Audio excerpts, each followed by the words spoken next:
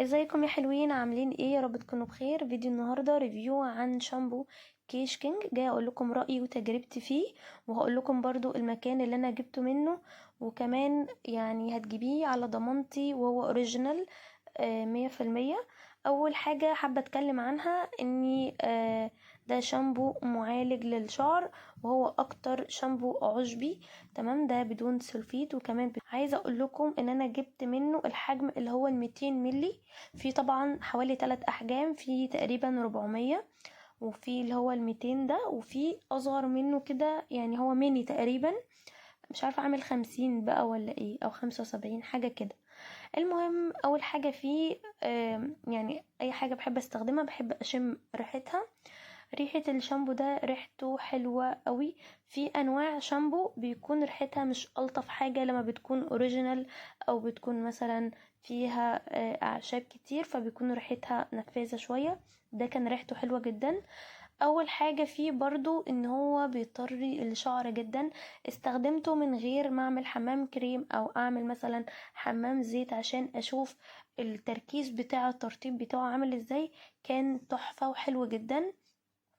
استخدمته من غير اي حاجة زي ما قلت لكم، وكان بيديني لمعة برضو للشعر وبيمنع الهيشان. كمان هو طري وسهل معاكي في التسريح، او لو انت شعرك بيحصل فيه تشابك او كده. تمام. فوائد الشامبو ده، هو اولا بيحتوي على 21 عشبة مختلفة. هو مكتوب برضو عليه كده. طبعا بما ان هو فيه 21 عشبة، فتقريبا لو انت عندك مشاكل في شعرك كتير، سواء تساقط او سوء تغذية او فهو هيحللك اكيد لو مشكلة واحدة من ضمن المشاكل اللي انت متعرضة لها.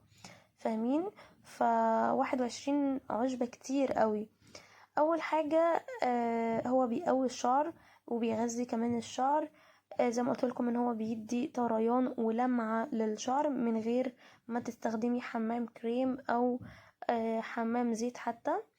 انا هقول لكم جزء من الاعشاب اللي انا لسه فاكراها لحد دلوقتي، وهي الروزميري واملة وجذور الجنزبيل والصبار وحلبة اللي هي الهندي واللوز والسمسم، وكمان تقريبا الليمون والجوجوبا وجوز الهند.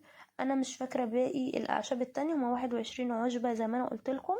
حلو جدا، جربوه. ولو انتوا خايفين من اي حاجه جديده عليكم مثلا، او خايفين ان شعرك ما يجيش عليها اي منتج زي البشرة او الشعر، هاتي دايما الحجم الصغير. بس انا كنت في وقتها لقيت عليه اوفر وكان عليه عرض، فانا جبت الحجم ده اللي هو 200 ملي. حابة تجيبي نفس يعني هو فيه كمية حلوة. تمام. بس كده يا بنات، هسيب لكم في الديسكريبشن بوكس او في اول كومنت مثبت لينك الجروب اللي انا جبت منه. تقدري برضو تجيبيه من اي مكان تاني، انا مش بجبرك ان انت تجيبيه يعني من نفس المكان اللي انا جبت منه، بس انا جبت من مكان انا ضمناه ومضمون. فانتي لو تعرفي حد بيجيبه مثلا وانتي ضمناه، فاشتريه. انا جاي اقول لكم على رأيي وتجربتي في الشامبو ده. خلاص. لو الفيديو عجبك ولو استفدتي منه بأي معلومة، تنسيش ان انت تعملي لايك للفيديو، تشتركي في القناة لو انت لسه مش مشتركة، وتفعلي اهم حاجة اشعار الجرس. وما تنسيش الكومنت بتاعك، هتقولي لي رأيك ايه، سواء انت جربتيه او لسه هتجربيه. عرفوني في الكومنتات. وطبعا ما تنسوش تتابعوني على كل حساباتي على الانستجرام والفيسبوك والتيك توك. هسيب لكم كل اللينكات بتاعتي في الديسكريبشن بوكس. وبس كده، اشوفكم في فيديو جديد وفي ريفيو جديد. باي باي.